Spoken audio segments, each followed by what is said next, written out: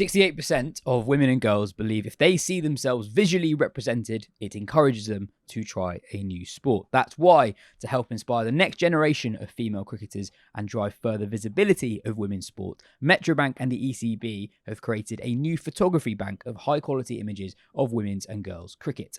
The images will be accessible to local cricket clubs free of charge via the ECB Resource Hub with professional standard imagery available to use across their websites and social channels to assist with the formation of new teams and recruitment of players. To find out more, check the link in the description. Hello and welcome to the Wisden Women's Cricket Weekly podcast. The World Cup is underway. India and Australia are off to winning ways. And while England are yet to play, their preparation has gone very smoothly. Today, we will also be talking about England's first opponent, South Africa, about the development of the women's game over there. And we hear from one of their most exciting young players, Annerie Dercksen.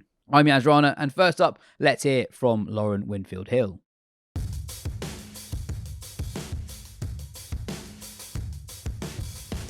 We're 2 games into the tournament and the 2 favourites, India and Australia, are both off to winning starts. But in both games, they overcame early hiccups. Sri Lanka's Inoka Ranawira took 3 wickets in 1 over to leave India 124 for 6 before Deepti Sharma and Amanjot Kaur got them up to a winning total of 269. And then in the second game, Australia recovered from 128 for 5 to score 326. Ash Gardner hit 115 off 83 from number 6, the highest ever score from a number 6 in a Women's World Cup game. Despite Sophie Devine's 100 for New Zealand, Australia won comfortably.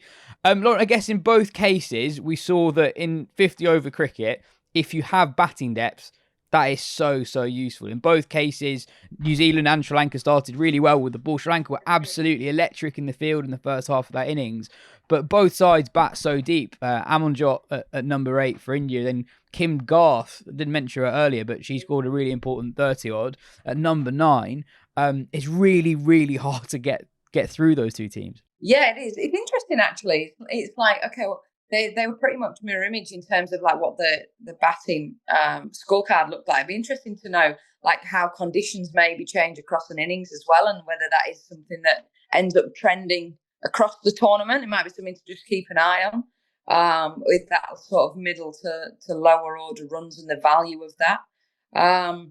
But yeah, I think so. I mean, yeah, I watched a bit of the Aussie game and I thought they're really on the ropes here, and then you have somebody like Kim Garth striding out at 9 and she's batted 3 or 4 for Ireland and is more than capable with the bat. And Amanjot Kaur, I mean, she came in at 3 and 4 in that, in that T20 series over in. So the depth is absolutely packed. And to be honest, I think that's the way a lot of teams go now, don't they? They love all-rounders. They love having a genuine batter at sort of 7. And yeah, it sort of played out similarly. As I say, I watched a bit of the start of the Sri Lanka-India game as well, and that's probably been a real area of improvement for Sri Lanka. I think in the fielding, I know that it didn't necessarily pan out for the entire innings, but I thought that, like as you say, there was some brilliant stops in the field, especially in that cover region early on, and they looked up and about Atapatu with runs, which is always.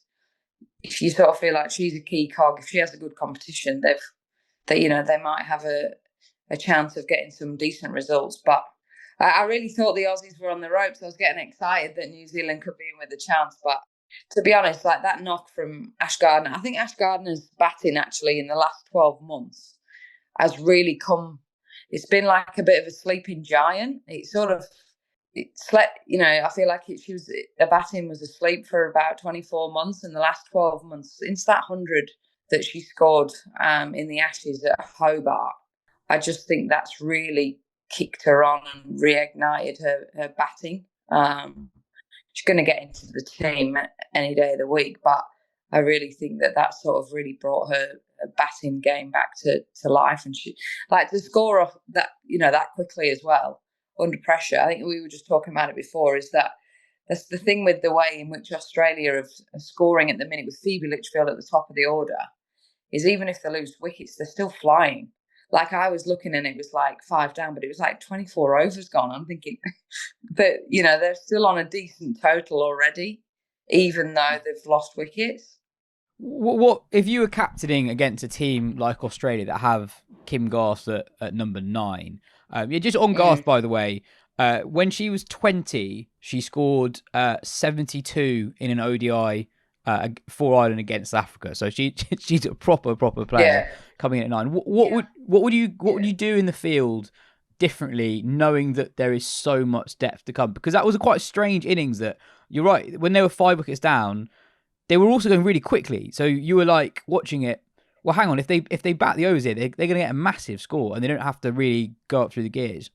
Yeah, it's a really hard one in that sense because I think if you're 5 down and they're not scoring quickly, you can almost go in for the kill a little bit more.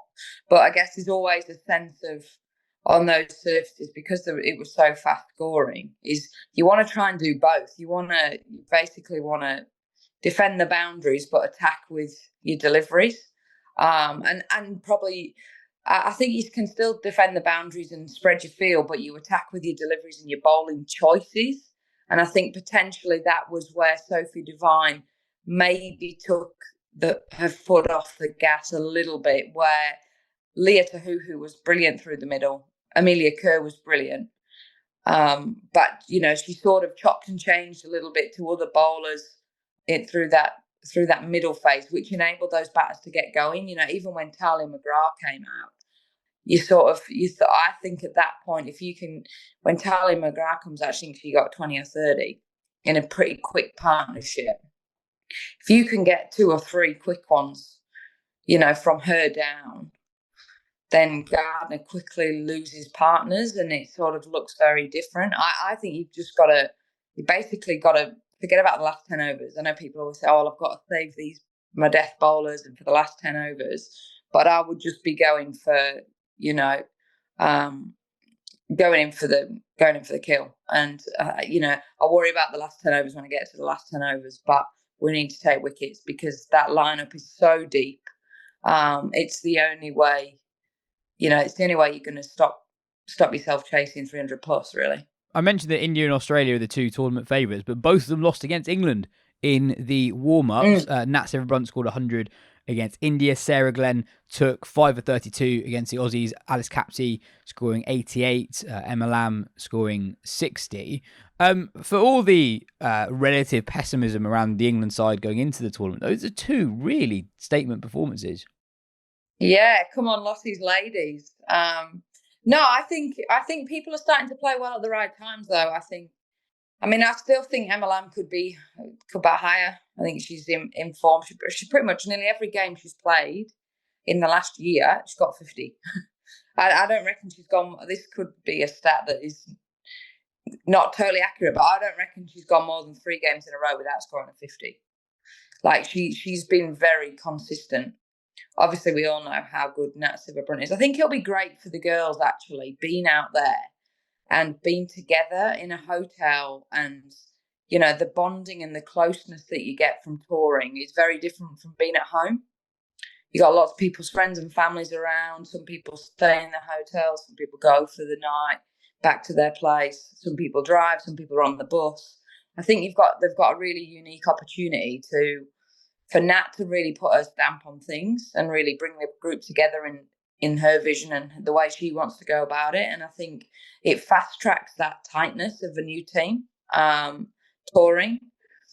And I do think that players are starting to peak at the right time. I think it's great for somebody like Alice Capsey to play so well against the best team in the world. She's probably not somebody who she could or may have not been on the plane, and then she may or may not be in the starting 11. But to bang that sort of runs at that run rate as well, at that strike rate, gives the whole squad a boost. Where you've got people that are ready to go at any time. So I think it'll be a bit of a headache as well because Sarah Glenn's got a great record against Australia, and she's sort of been the forgotten one throughout the summer. In terms of the rise of Lindsay Smith. So she just dropped a little carrot there, just a little gentle reminder to say, don't forget about me. So yeah, and there's probably a few headaches, which is bang on, like that's what it needs to be. So I'm really excited to see how England go. I hope that, like you say, there has been a fair bit of, I know we're all a bit skeptics, aren't we? And a bit of Oh, I'm not sure, but I think there's been some really good signs of late, and especially in some of the last few results out there. And also, it's so easy to forget that actually for a lot of the English summer, Nat Brunt wasn't Nat Brunt. She couldn't feature as an all-rounder. The hope is that she'll be able to bowl. And Heather Knight was missing, and Heather Knight is back and fit. And one of the things that I know, it's very early in the tournament, so it's too early to make big predictions about how pitches are going to play. But from what we've seen in the warm-up games and from what we've seen in the 2 games so far, they've looked pretty good, like pretty good. I guess part of the concern in the UK was going to get out to India and the pitch is going to be slow. It's going to be quite hard to score, quite hard to score boundaries. But so far, that's not really been what we've seen. And actually, whisper it, these are conditions so far that I don't think England will mind too much. No, I think England will be really relishing that chance. I think they'll struggle more if it gets slow and low. I think it's, it often has been a feature of that play against spin and slow spin on those lower pitches. But yeah, I think I was listening to an interview from Melissa Healy from the series from Australia and India before the World Cup. And obviously, I don't know how many, Beth Mooney got 150 or something near. And Alyssa Healy had said it's the best pitch she's ever played on in her entire career. So they're pretty flat.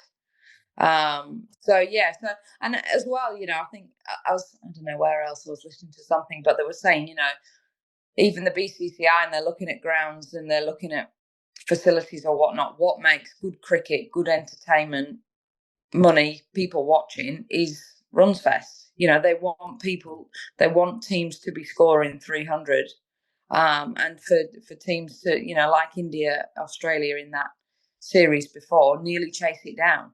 That is a good product. So yeah, I think, the early signs are the pitches are going to be good, quick outfields, not huge boundaries. But I do think every venue will potentially present different challenges. A bit of optimism for England, although they do play tomorrow. We're recording on Thursday, so let's see how they go against Africa. Let's leave it there for today. Next week, we'll have a few England games to look back on.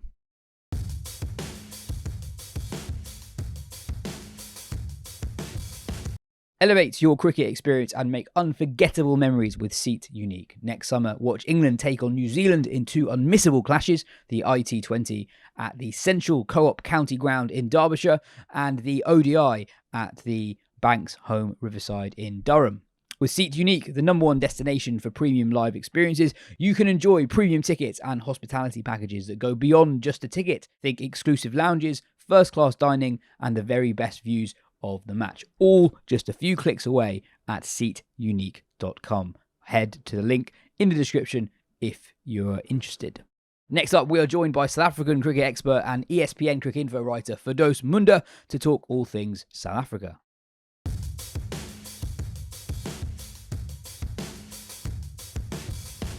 We talked last week about the format and the structure for this World Cup and how both are probably not what we'd construct if we were in charge of world cricket. But one area where this World Cup format really excels in is providing us a structure to talk in depth about England's opponents. Each week during the World Cup, we will be doing a bit of a deep dive on each of England's opponents. First, South Africa, next week, Bangladesh and Pakistan.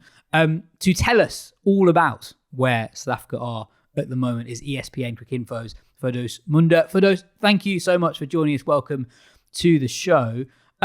General question to start off with. Australia aside, South Africa have probably been the most competitive side at global tournaments in the last few years. Second in the group stage at the 50-over World Cup in 22, and then runners-up in 23 and 24.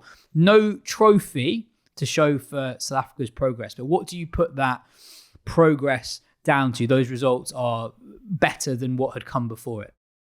Yeah, definitely. And first of all, thanks so much for having me. It's great to be on, great to be able to talk about women's cricket. I think South Africa's results recently, the ones that you mentioned, but also the ones that you didn't, like the under-19 girls getting to the final of the age group World Cup, the under-19 men getting to the semi-final, the men getting to the T20 World Cup final, and then winning the Test Mace, are all the result really of what's happened in the last probably 3 or 4 years, in that Cricket South Africa went from being an organization in complete meltdown, and I mean complete meltdown. The CEO was fired for misconduct. The organization was going bankrupt. We were in the depths of COVID. There were the social justice and nation building hearings, to being a really well-functioning sports organization. In fact, probably the best in this country, maybe even the best in Africa, apart from maybe Moroccan football. But what they've done really is they've structured themselves really well. They've got one person, Enoch Nkwe, who is in charge of national teams and high performance, and it's his job to take care of the men's and women's teams as well as the under-19 sides. They've got someone else looking after domestic cricket. They've got a CEO who doesn't have a cricketing background. He's a chartered accountant who's literally taken them from bankruptcy into having almost R1 billion in reserve, which is probably like £2, but it's a lot of money for us. And I think that those structures have worked really well. I think they've also got really clear goals. They don't play a lot. And I think there's a real benefit to not playing a lot. So the men's test team only had 2 test match series. They knew exactly what they had to do to get to the final, and they got there. And we had a Ben Stokes saying, we don't actually know how this works. It's too complicated. And it is, because if you play as much as England play, then you have to do a lot more mathematics. So South Africa, I think, have streamlined the national systems really well, and the results are paying off, and they're paying off handsomely. So what do you put that improvement in, let's say, the quality of the young players coming through down to? So on the women's game, let's compare South Africa at the moment to England. I think there are 2 areas that are quite interesting. One, with South Africa, you've seen players further down their careers having really dramatic improvements. So Annika Bosch plays one of the innings of the T20 World Cup last year, and then Brits is one of the form players in the world coming into this tournament. Both players who've had these peaks in their 30s. Why do you think that's happened? And also, you mentioned the progression at under-19 level as well. What is helping there? Because in England at the moment, there are probably 2 areas where we're talking about in not seeing development as such. We've not seen a player in their late 20s, early 30s really take that leap forward. But also, for all the money that's in the English women's game at the moment, Davina Perrin aside, has not been a standout moment for a young player either. Yeah, so 2 things there. Look, the young player thing, I think, is coming from the SA20 schools program. So the SA20 don't have a women's competition, but they do have a boys and a girls schools program. We've got a lot more what we would call prestigious schools. I mean, you might think of them as public schools in the UK. We think of them as semi-private or private schools here in South Africa playing cricket. I mean, the school I went to were the first champions, actually, of the under-19 competition. I wasn't playing. I'm not under-19, just in case anyone's wondering. But we're seeing a lot more schools playing cricket, and facilities are getting to what we would call the good schools. So girls' schools and co-ed schools have good cricket pitches. They play home and away fixtures. They compete in this SA20 schools competition. And that's where you see Karabo Meso, the young wicketkeeper batter, who I hope you will see at the World Cup. She comes from that setup. The older players doing well. I think in the case of Tasman Brits and Annika Bosch particularly, it's a case of developing and maturing into their careers. So Tasman Brits has had a whirlwind sporting life. As you know, she would have thrown the javelin at the Olympic Games. She had a horrible car accident. She's matured in personal ways. She's really come into herself, stable relationship. Her mom has been through breast cancer treatment, which was really, really difficult for the both of them. And I think she's just in a very good mental space. Annika Bosch, I'm kind of tempted to say that was just the innings of her life. You know, I don't know if we'll see that again, but she's also a very mature individual. She's got a career outside of cricket. She's a biokineticist working in our East London, not yours. And I think she's the kind of person who knows there is a plan B. So when the cricket career ends, which may be in the next year, 2 years, maybe 3, she's got a career to go back to it. And cricket is not the be all and end all. But more importantly, to your broader point, I think what we're seeing in the South African team now, finally, is a little bit of a second layer of depth. So if Marizanne Kapp can't play, you've got Annerie Dercksen and Nadine de Klerk. If Nonkululeko Malaba can't play, you've got Nondomiso Shangase. They may be not exactly of the quality of the big names that I mentioned, but we are starting to see a little bit of it's not a train smash if your best players can't play. And I was talking to Marizanne Kapp before the tournament, actually, and that's one of the things she said. She feels a little bit more at ease knowing an Annerie Dercksen is coming through. So the system is working and producing. I don't think there's that much depth, which is why we don't have a very big professional structure yet. But I think it's coming. I think the resources are there. And, you know, South Africa's never short on talent. We produce enough sports people to fill not just our sports team, but yours, Scotland, Ireland, Wales, New Zealand. So we've always had players. Often when the world game is weak, South Africa does quite a lot to prop up the quality of the game worldwide. To talk us through, what is the domestic professional structure in South Africa? Does it exist at all, or what is it? How in England, a lot's been said about the expansion of the professional women's game domestically. Pretty much 100 full-time professional players. That's expanded dramatically in a very short space of time. What's the scene like in South Africa? Yeah, wow, 100 is, when you said 100, I first thought, oh yeah, that competition, but you actually meant 100 professional players, that's amazing. No, we don't have those numbers yet. So what we've got is 6 provincial teams, and the country of South Africa has 9 provinces. In cricketing terms, we have 15 provincial teams, which can be difficult to understand, but some provinces are broken up into smaller sections. But in the women's, we've only got the 6 at a professional level. And professional really means kind of semi-professional because they're earning what the men's amateur teams are earning. So it's mostly young women who are still at university. So they've got maybe a scholarship or a bursary or a student loan that they're living off in addition to their salary. Or there are girls who have to still work and who are working and playing cricket. It's not very easy. And that 6-tier professional system's only in its 3rd season. So it started after the hosting of the 2023 T20 World Cup. The quality is not great.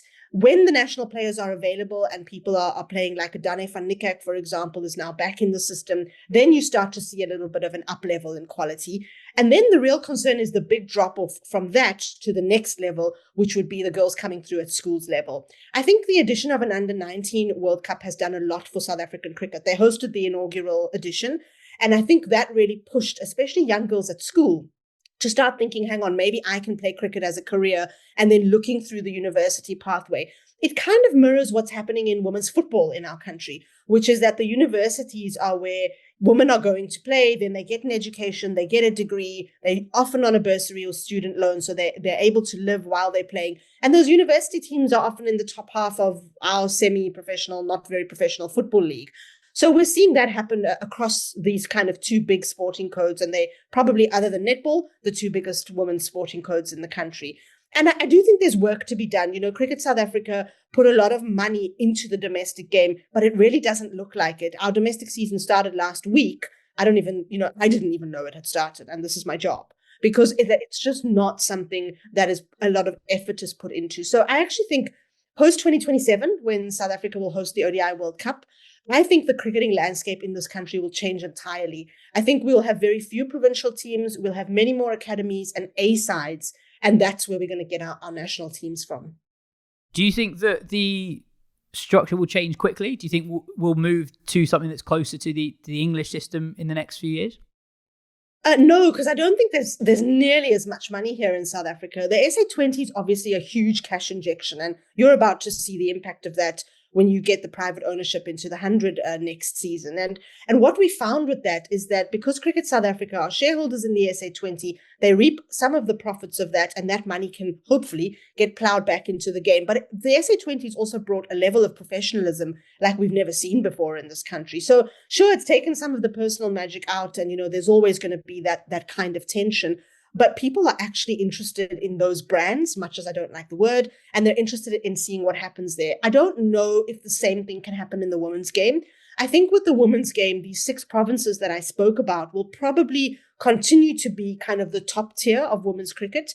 But then I think what you'll see is lots of academies forming. I don't think we'll get a women's SA20 because it clashes with the WPL window. So what you'll get is a lot of South African players, as you do now, playing in the WPL, playing in the 100, playing in the women's CPL, a couple here and there, playing in the Big Bash, and then those players will come back and bring some expertise home. So I think our systems is, a good decade probably behind yours, and which in itself is amazing because, as you say, our team has reached the semi-finals twice in the last 2 World Cups. So they're a decade behind, but they're also not that far behind. It's amazing that you sound so positive about the external investment in the SA20. I mean, it's in England. The 100 and everything around it is viewed with such suspicion from people within the game, and there's very little optimism. So it's interesting hearing that actually it's worked out pretty well in South Africa. Why do you think it has worked out? Because I suppose something that we're grappling with in England is that there are competing motivations as to why people want to be involved with the competition. But it seems like in South Africa that there is broad consensus that it's worked out pretty well for all involved. Yeah, I think that's a great question. And I think there's so many factors around it. The one is that our provinces are not run by members, whereas your counties are, right? So the members have a share in the county and a say in it. Our provinces are run by supposedly professional administrators who often don't have any money. So the system was not really making money, and ordinary people were not invested in the system. And so then came this huge investment from the Ambanis in MI Cape Town and the Lucknow supergiants in Durban and so on and so on and so on. And it really alerted people to what can happen when your system actually has money and when your system can actually work. So look, I'm not saying everything about it is good. And one of the biggest casualties of private investment is that we are no longer playing red ball cricket in the prime summer window in January, which is really when you should be playing to produce your next group of test players. So that will be something that maybe the next decade will tell us what the impact of that has been.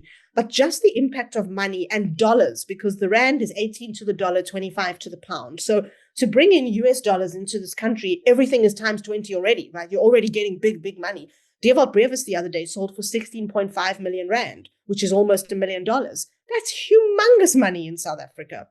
And for that kind of thing to be happening tells people this could be a career pathway. South Africa is so different to England in that our youth unemployment is ginormous and people need to get jobs. And that's one of the reasons that we don't see transformation always working, because young people of color get to 18 or 19 years old and cannot play cricket and hope to make it because they've got families to feed. And so they end up getting jobs. But now that there's a cricketing career pathway, I do see things changing. And I'm pretty hopeful because I'm just seeing things being quite well managed. And I've lived through, the periods where honestly I thought I'd have to find another job because it was getting quite bad in South African cricket at one stage. So it's nice to see that we get so many things wrong in this country, but finally something is working, and it's across sporting codes. You've just had the Rugby World Cup there. You saw the women box. They pushed New Zealand. The scores were level at halftime, right? And we really thought, hang on a moment, here they are.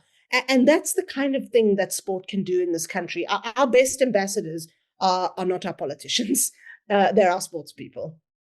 We had Graham Smith on the podcast about a year ago, maybe 10 months ago, and he was talking about the success of the SA20, but he was also asked about the women's SA20 and whether or not that is something that is going to happen immediately or something in the medium term.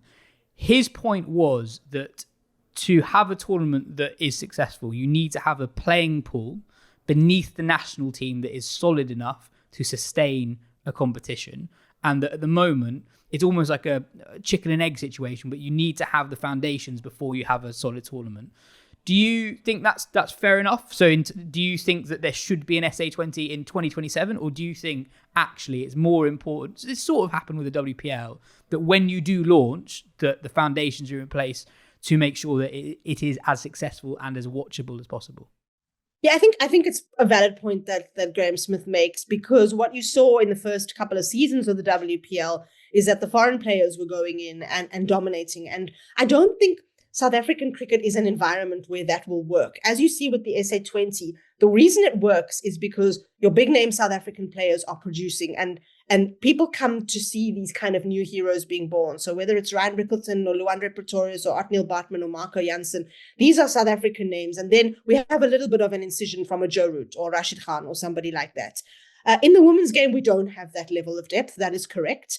And hopefully in 5-10 years, 10 is maybe too long, 5 years, we'll start to see that sort of depth come through. The other challenge, which Graham Smith might not have mentioned last year, is the window, because the WPL has just encroached right into that window that South Africa wanted to use, which was the January-February window.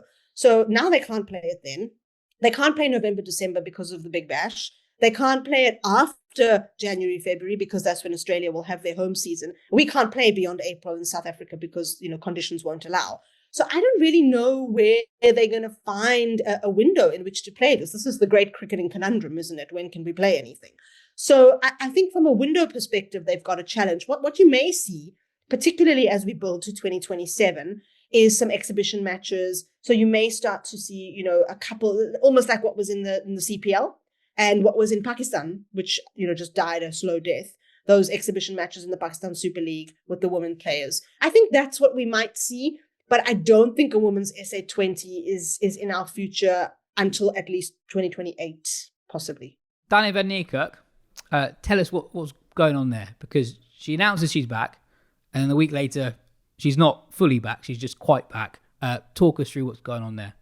Yeah, very, very interesting situation with Dane van Niekerk, and I don't think she'll play a 50 over World Cup given the events you've just mentioned, or another one, which is a pity because, she was the captain of the team and she was the leader of the side that hoped they'd win in 2022, that World Cup that she never made because of a broken ankle. So she is back. Dane van Niekerk fell foul of the fitness regulations 2 years ago. She couldn't run the 2 kilometers in 9 minutes 30. I don't think she can do that yet.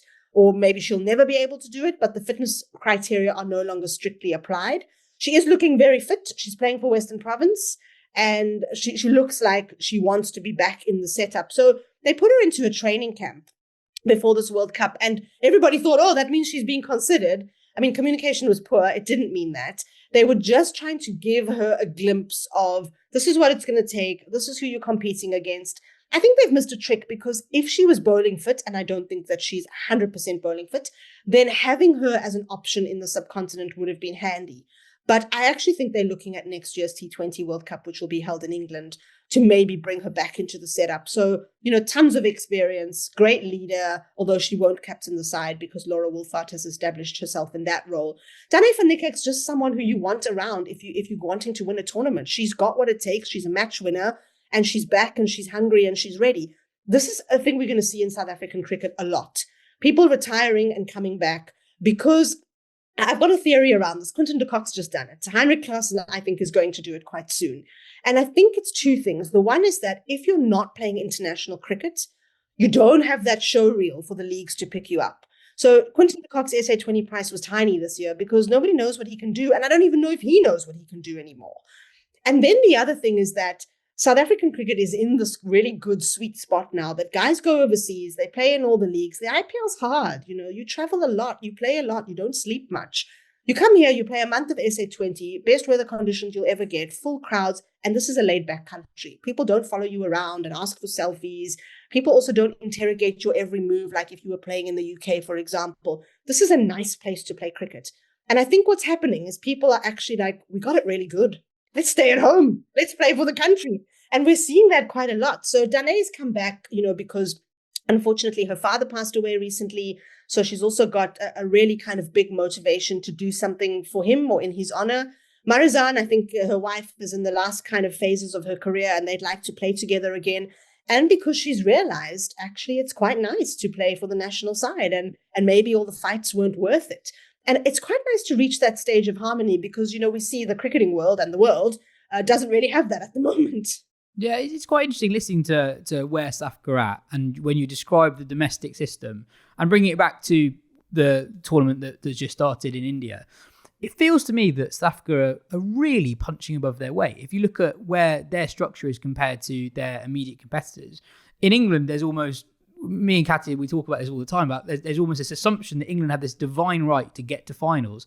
England are barely ever in finals because South Africa are there all the time at the moment. So, what are your expectations? And do you think that the competitiveness of South Africa recently is something that is reasonably sustainable in the two global tournaments we've got, not just the one in India now, but also in England next year? I'd like to say yes, but my expectations for this World Cup are not very high.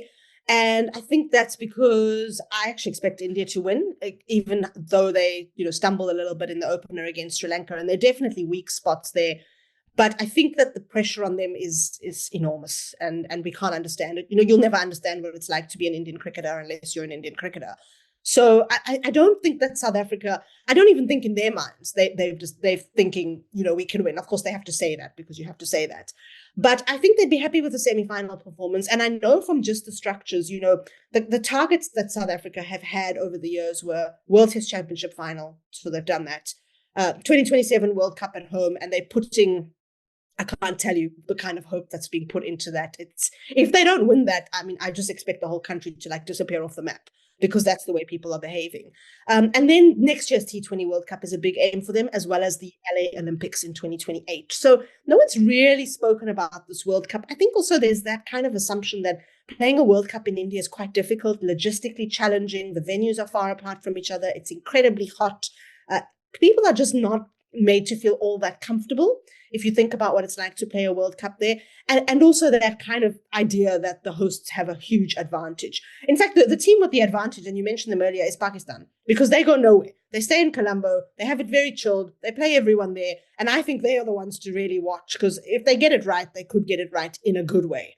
But South Africa, I think if they don't reach the final this time, I don't really think there'll be any consequences. The coach is new. This is his first World Cup. And I think it's just about seeing, okay, what can we do? Where are we?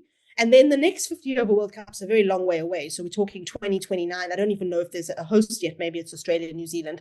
And I think that might be the one that they'll start to think, or maybe that's the one. I don't think, South Africans always say this is the one, this is the one.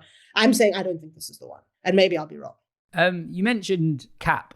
Is she one of not just South African cricket, but cricket's almost underappreciated titans? Because she has been central to so much of what's been good for this South African side that is consistently competing at the business end of global tournaments. She's one of the star names in the franchise circuit. And almost because of her position in the team, where she's so central to South Africa's success, a bit like with Hayley Matthews with West Indies, it's almost taken for granted. And now, as you say, this is almost certainly her last 50 over World Cup. She's 35 now. We should be appreciating what she does a bit more. I think so, but I think that's a South African issue, Players have gone through their careers. I think of a Graham Smith, a Jacques Kallis. I mean, AB was well celebrated, but I think generally South African players are not as well celebrated as people from the bigger nations, maybe some of the big West Indian Titans or Pakistani Titans. And I'm not really sure why that is. One theory actually comes from the men's coach, Shukri Conrad, who's been walking around with the test mace in front of almost nobody because the trophy tour has been 3 months too late. But he's been saying we don't show off enough. We don't kind of puff our chests out enough and show what we're made of. We always talk about the greats elsewhere. We never talk about the greats at home. And I think that is a South African problem. I also think it's what keeps them real and what makes them the kind of people who can have kids come up to them and tug at their shirts and who they'll smile for a million times without that, the sycophancy that you see in the subcontinent, but also without the levels of hierarchy that you see in other places, maybe like England as an example. So I think if they start to show off too much, we're not going to like them anymore. And I don't think they'll know how to do it. And I don't think they'll be good at it. But Marizanne Kapp is one of the players we should be talking about as a global great in that her batting has come on in leaps and bounds in the last 3 or 4 years. The way that she's approached bowling and her management of overs, I think, is something we need to start looking at. It's almost Megan Schutt-like in that she really knows, and I've also now used someone else's name, she really knows when she wants to bowl, how she wants to bowl, but also her presence on the field. Marizanne Kapp is like really badass when she's out there. She is not the kind of person you want to run into in a dark alley. And she takes it so seriously, and it means so much to her. She's had health challenges. I think she had COVID about 7 times. She's vegetarian, so there's a lot of impact on what she can eat on her diet and her energy levels. But she's the kind of player who just keeps coming back, and she's all heart. She said to me before the tournament, when we played in 2009, the team, they had nothing. And Annerie Dercksen, who I was interviewing at the same time, said, yeah, and they even flew economy class. Can you believe it? Like, yeah, we can believe it, So it's just, she's seen the whole spectrum. She's done it all. And I think the team, for her, for Chloe Tryon, for Masabata Class, Ayabonga Kaka, those women who were there at the beginning, they really want to win something for them, to say, you paved the way and thank you.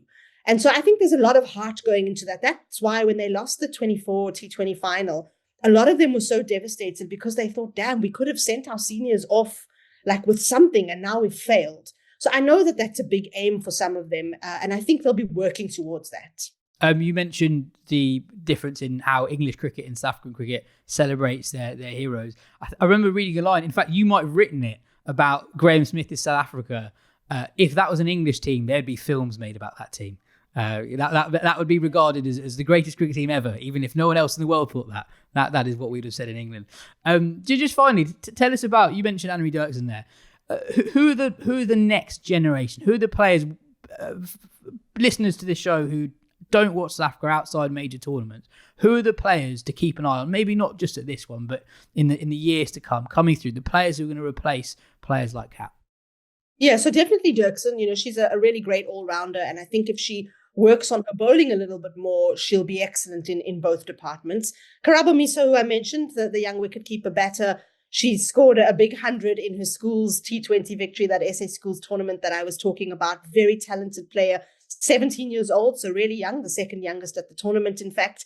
And I think there'll be a long career ahead, big things to come from her. The captain of the under-19 side that got South Africa to the final, Kayla Reiniker, she's not in the World Cup squad, but she's a really good batter and a very good leader. And I think she could be someone we're looking to in the future in that department. Faye Tunnicliffe, also not in the squad, also a batter, plays for Western Province, somebody to keep an eye on as things progress. Also not in the squad, leg spinner, Seshni Naidu. So she missed out this time, but she was part of the T20 squad, and she's a very creative player. It's always nice to have a good leg spinner. I think they've gone out of fashion a bit now, but I still think it's important to have one. And then I must mention Nonkululeko Malaba, the left-arm spinner. She's not new. She is young, and she is incredible. She's the only South African to take 10 wickets in a test match. She was the leading wicket taker at the T20 World Cup right up until she was pipped at the end by Amelia Kerr. She's South Africa's leading bowler in World Cups. And what's really happened with her is that she's always turned the ball, so that's been there. But now we're starting to see changes of pace, and we're starting to see some really clever bowling. She cannot bat for anything. She just can't. Like, you got to watch it because it's funny. When the ball comes to her, she literally runs in the other direction. That is the kind of batter she is. It's so hilarious. And she just owns it. She's just like, that's how I am. So she's great to watch. She's a real character. She's got an amazing fashion sense. Go and Google her Cricket South Africa Dress Awards. They are some of the best things you'll ever see. And she's really an important cog in the team. And she'll be around for 10 years, maybe 12, if she keeps going and she keeps herself fit. And she's a great success story of transformation. So I'll just tell you that Nonkululeko Malaba was given an apartment by the KwaZulu-Natal Cricket Union to be able to stay close to Kingsmead, the stadium that they train in, because she comes from a township which is a high density and low income area, quite far away from the centre. She came through the mini cricket program. She couldn't get to training. They said, here, we'll help you out with this apartment. She trained with Keshav Maharaj, and she's become one of the best in the world. And in South Africa, we often hear, oh, transformation, this, that, it's bad, it doesn't work. It works. Because here is an example of somebody who would never have had opportunity if people hadn't made that kind of effort. So transformation works. We're seeing it. And it's worked so well in the women's team. Our women's team has always been more transformed than the men's team. They come not just from different race groups, but different social income groups, which is so, so important. And I really think they're so representative. They always make me so happy. I think, if I was a young girl growing up now and I looked at them, I'd also think I could do it. And that is crucial. Finally, Firdose, prediction for South Africa's World Cup. I'm a terrible predictor. Everything I say is always wrong. I'm going to predict a semi-final finish, but I'm going to say that, like, in my heart, I hope they get to the final. Nice. Well, thank you so much for joining us, Firdose. Fascinating and yeah, great to hear so much about where South African cricket is at the moment.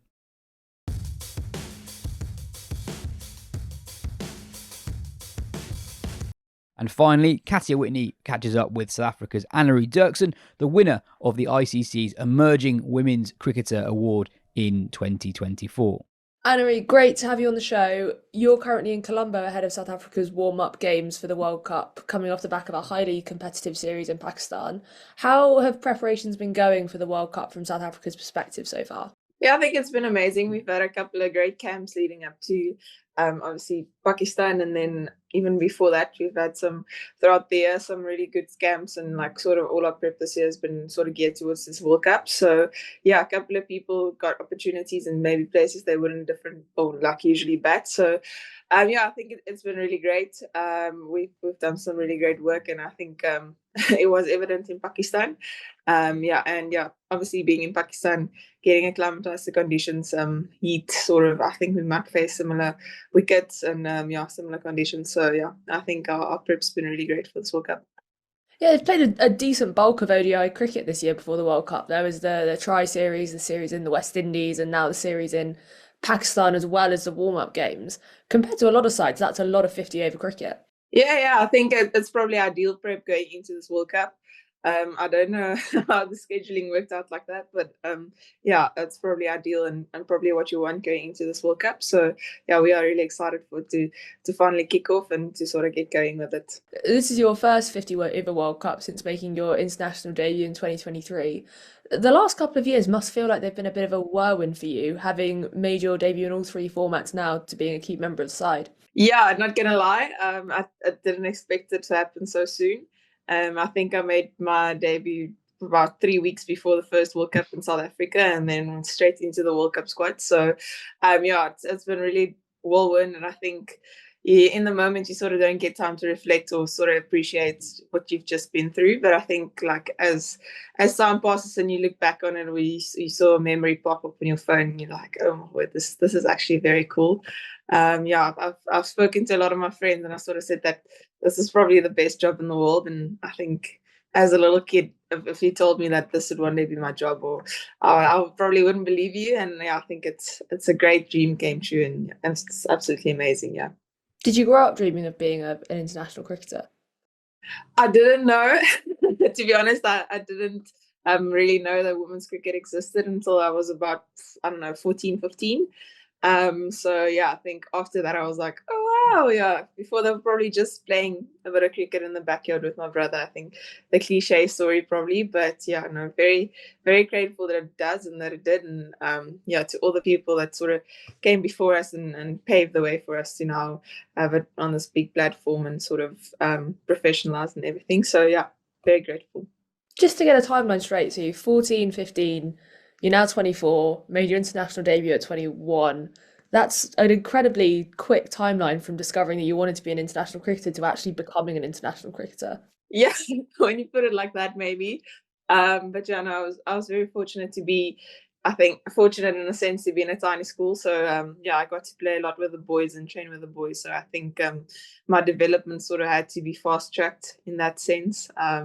They were at that stage definitely a lot better and more competitive than the girls. So yeah, getting to spend some time with them in the nets and the training and games definitely I think helped sort of fast track my development. I think women's cricket, like in domestic and underage structures, are a lot better now, but back then it was definitely I guess to my advantage to be involved with the boys.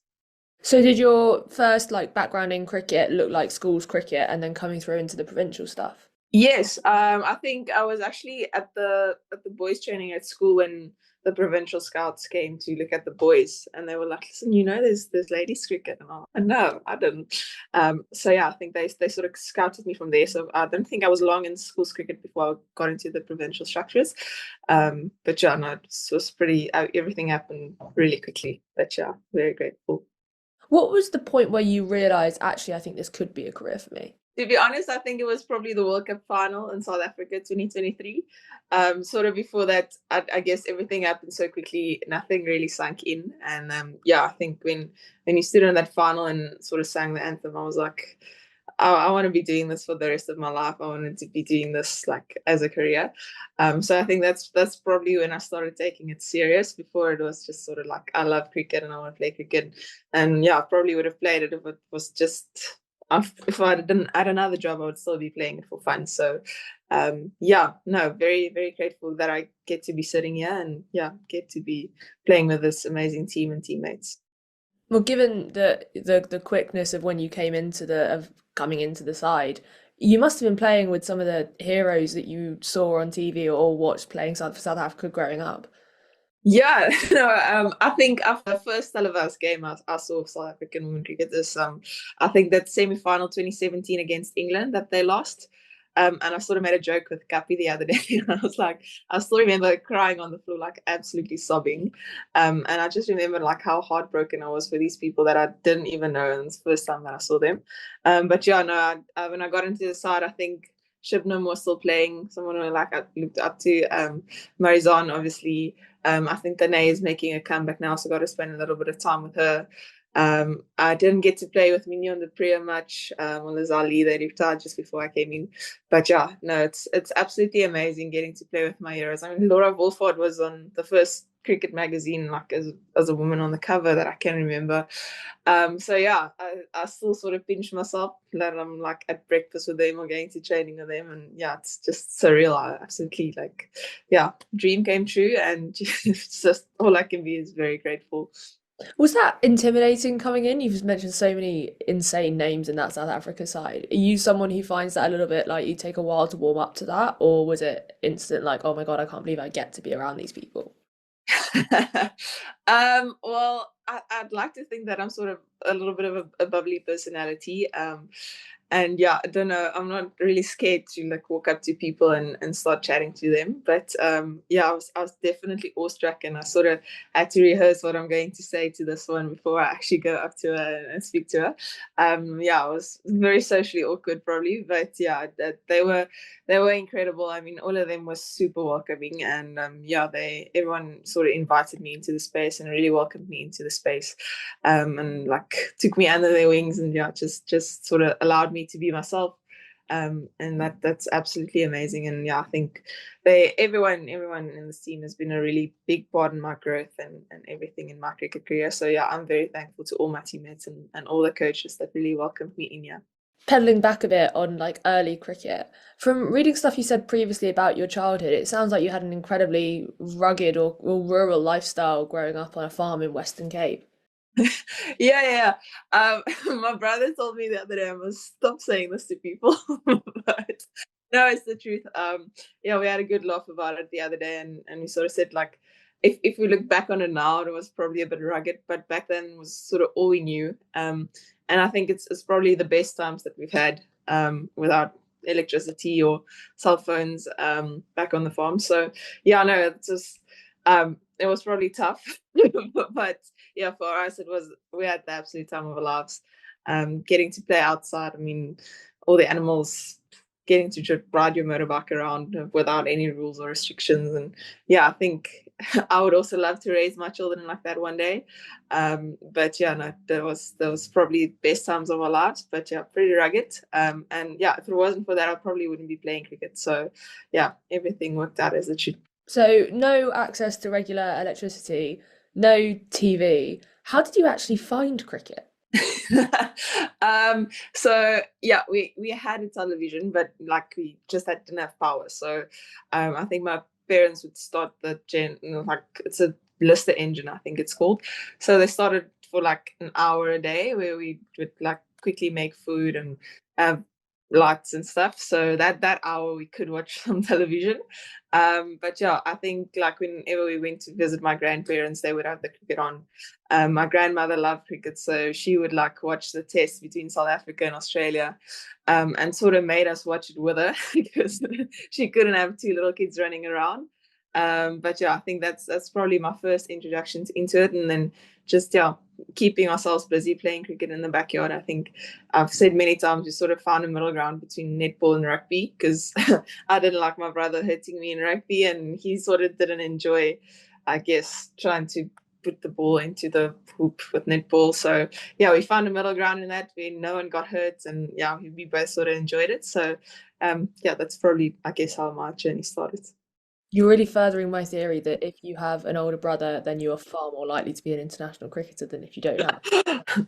But he's 1 year younger than me, though. Okay. I think he would love to be the eldest, but yeah, I'm 1 year older than him. Just to get back onto your international career and put your ODI numbers in perspective for our viewers, since making your ODI debut in June last year, of players who've taken at least as many wickets as you have in that time, only 3 players, Orla Prendergast, Hayley Matthews and Dipti Sharma, have scored more runs than you have.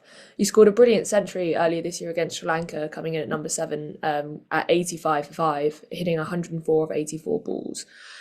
You also scored 2 half centuries during that series. What clicked? To be honest, I've reflected on it a lot, and I sort of don't know. I think I've done a lot of work with a batting coach, and I feel like all the game plans sort of got into, I guess, game time, and yeah, just 100% backed all my game plans, and all the skills. We did some skill development just to I guess make it easier to strike rotate or like in between those boundary balls. So a lot of credit's got to go to him. I think all the players around me, that's just always like given the experience to me. And I mean, for a lot of that series, I think I got to bat with Chloe Chan, and it was just so easy to bat with her because she's like super chilled and she whacks it everywhere. So I just could sort of go about my business the way I wanted to. I think I don't know how, but I got a lot more time in that series. I think there was a lot of games that I walked in like the 20th over. It's a little easier when you get some time on your hands to sort of get yourself in and then have a whack at the end. I think usually batting in number 7 is sort of a limited amount of time and you got to tee off straight away. So it's all credit to the coaches and my teammates. You mentioned batting at number 7. For South Africa in 50 over cricket, you've batted everywhere from numbers 4 to 7. And there are so many options for that middle order, Annika Bosch, Main Schmitz, Luz, Chloe Tryon. What role do you see yourself playing going forward for South Africa in 50 over cricket? Or what would be your preferred role? Well, I'd love to contribute. I absolutely love to bat. And like I mentioned, that I enjoy having a little bit more time. But I also do understand we've got a lot of experienced players and people up in the order that's been scoring runs for years. So I'm very happy to slot in wherever they need me at the moment. I'm sort of enjoying being up the order, having some time, and then I also love the freedom of coming in the back end and just having a swing. I I hope to be batting in that middle order, but we'll see wherever I'm needed in this World Cup. Even if it's to carry the drinks and just contribute positive attitude. I'm really hoping to make a positive contribution to the team. And with the ball, you kind of bowled bits and pieces at the either end of the innings a lot, and in the power play. What do you see your best role as a bowler? Oh, that's a difficult question. I think my bowling's been going through a little bit of patch lately, probably.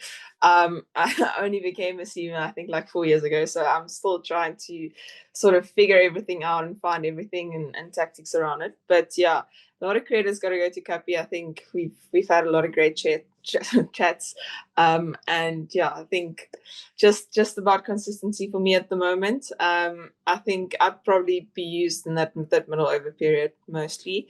For me it was just about nailing down tactics and a little bit of consistency throughout then. I'm not really expecting to be playing a really big role with the ball this tournament, but for that bits and pieces that we might need a couple of overs here and there. I'm very keen and willing to be able to stick up my hand and sort of tell the captain to throw me the ball. For now, just really focus on trying to make a positive contribution. I think later on, I'd love to have that new ball and sort of swing it and stuff like that. But for now, just happy to contribute where they need me to. You've played a decent amount of T20 international cricket now, 50 over cricket, 2 test matches as well. What's your preferred format? If you asked me a year ago, I would definitely have said T20 cricket. I used to sort of loathe ODI cricket, and I didn't like how long it takes, and I just wanted to have a whack. But I think now, with having sort of developed a little bit of more tactical thinking and sort of strategy around it, I absolutely love ODI cricket. I think there's mini battles inside the battles, whereas T20 cricket, you sort of just go out there and everyone has a whack as hard as they can for as long as they can. Whereas you sort of sometimes got to sort of see what the wicket's doing. Assess conditions, assess bowlers. Sometimes they have a matchup, take them down, or sometimes you got to hang back and take a deep. And I just really enjoy those mini battles within the battle. And even with the bowling, sometimes you got to squeeze, sometimes you go like give one. I absolutely enjoy it now, and it's been really great having some experienced players around me giving me those information, because on my own I probably still would just be a T20 whacker. So What was your experience of Test cricket like? Because coming in so soon, you would have never played a multi-day match before that, right? Yes, I think about before I made my international debut, we had a Test camp where we played CS matches back to back, but it was just like domestic cricketers and some internationals. And at the end of it, I was absolutely broken. I couldn't move for about 2 weeks, and I said that I think if I ever have to play a test, I might retire from cricket because I cannot do this. And then I got to India and sort of got thrown in the deep end, and I think India scored about 525 runs against us on the first day, and I was like, this is the best day of my life. It was 40 degrees in Chennai, nothing going for us. But I absolutely loved the experience. I think we don't play enough of it. But I really enjoyed Test cricket as well, and it's definitely like the purest form of the game, and it's probably the one that I enjoy watching the most. But really cool.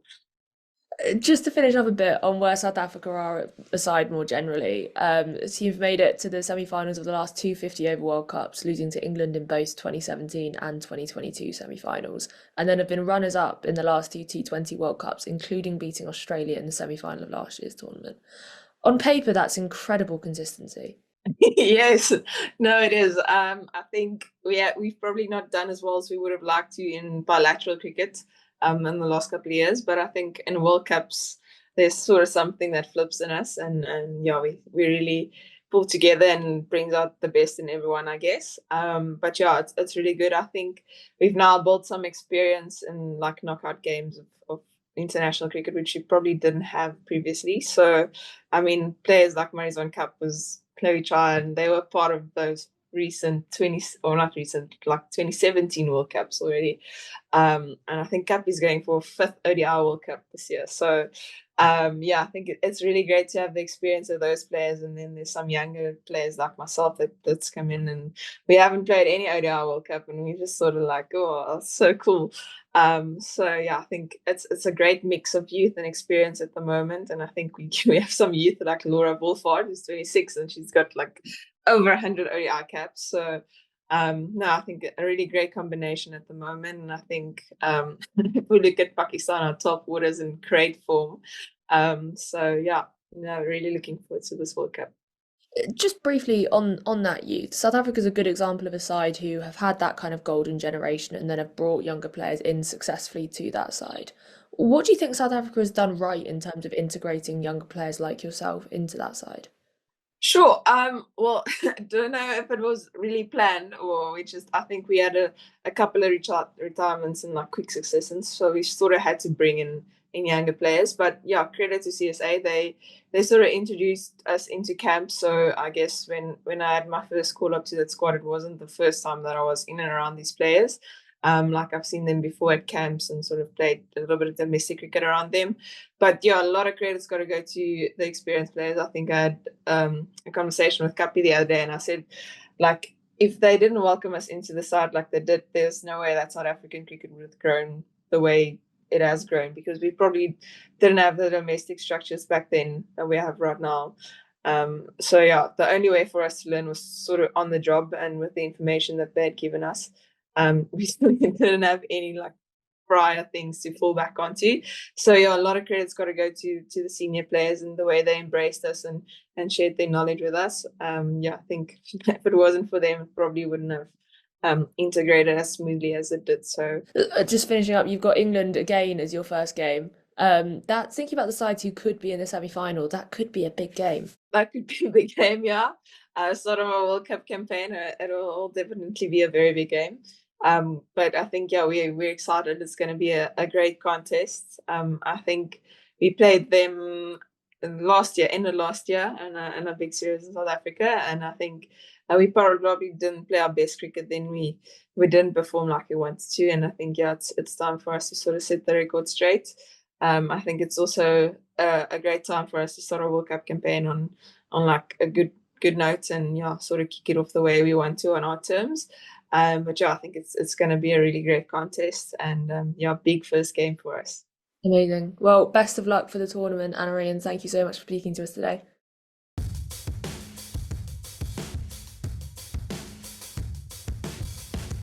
That is everything for today's show. Cheers for listening. We'll be back towards the end of next week. Thanks to Metrobank, girls' cricket clubs can now access royalty-free images to promote women's and girls' cricket within their community. If you want to find out more about the fund, visit metrobankonline.co.uk/cricket.